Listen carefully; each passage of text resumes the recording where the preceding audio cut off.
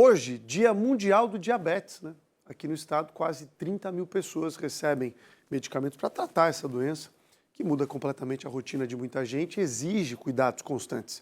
Mas tem paciente que ainda enfrenta dificuldade para conseguir o tratamento adequado. Vamos ver. Há mais de 30 anos, a Lena descobriu ter diabetes tipo 1. A alimentação mudou completamente, a atividade física passou a ser rotina e foi depois do diagnóstico que ela decidiu a profissão que iria seguir: nutricionista. Não só fazer para mim, mas fazer pelos outros também, para poder se alimentar bem, para poder ter saúde, porque a gente sabe que a gente cuidando dessa condição que a gente tem saúde para a vida inteira. O Brasil é o terceiro país no mundo com o maior número de pessoas com diabetes tipo 1.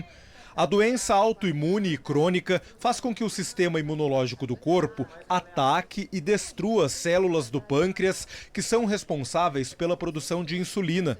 O corpo passa a produzir pouca ou nenhuma insulina, o que impede a glicose de entrar nas células e causa um acúmulo de açúcar no sangue. Cerca de 90% das pessoas com diabetes têm o tipo 2, que é causado pela resistência à insulina. Todos os pacientes acima de 35 anos deveriam fazer o exame de glicose e de hemoglobina glicada. Mas, além disso, os pacientes que têm sobrepeso e obesidade, que têm um histórico familiar de diabetes, as mulheres que têm síndrome de ovário policístico, os pacientes que tiveram um histórico de diabetes gestacional, precisam fazer o exame até antes dos 35 anos de idade. Nos últimos 4 anos, mais de 12 mil pessoas com diabetes morreram em Santa Catarina e cerca de 20 mil ficaram internadas. Segundo a Sociedade Brasileira de Diabetes, os tratamentos avançaram bastante ao longo dos últimos anos, mas nem todos chegam aqui, na rede pública de saúde. Muitos são ofertados somente na rede privada. Democratizar o acesso a esses tratamentos ainda é um desafio.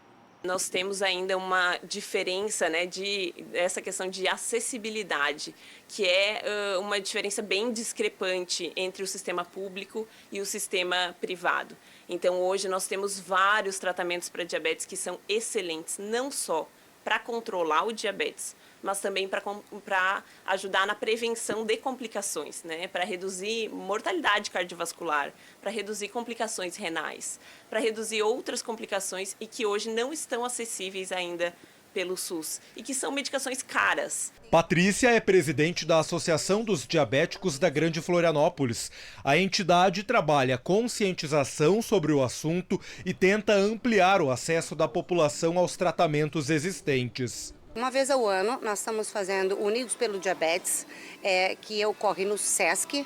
Durante o dia, oferecemos a aferição de glicemia, aferição de pressão arterial, consulta com nutricionista, endocrinologista, cardiologista, podologista, educador físico, e o paciente sai de lá fazendo o exame de fundo de olho. E esse ano nós tivemos um diferencial, que o paciente, quando tinha alteração nos exames, já saía dali com encaminhamento para o SUS, que o município estava presente e já foi encaminhado para consulta médica no posto na UBS.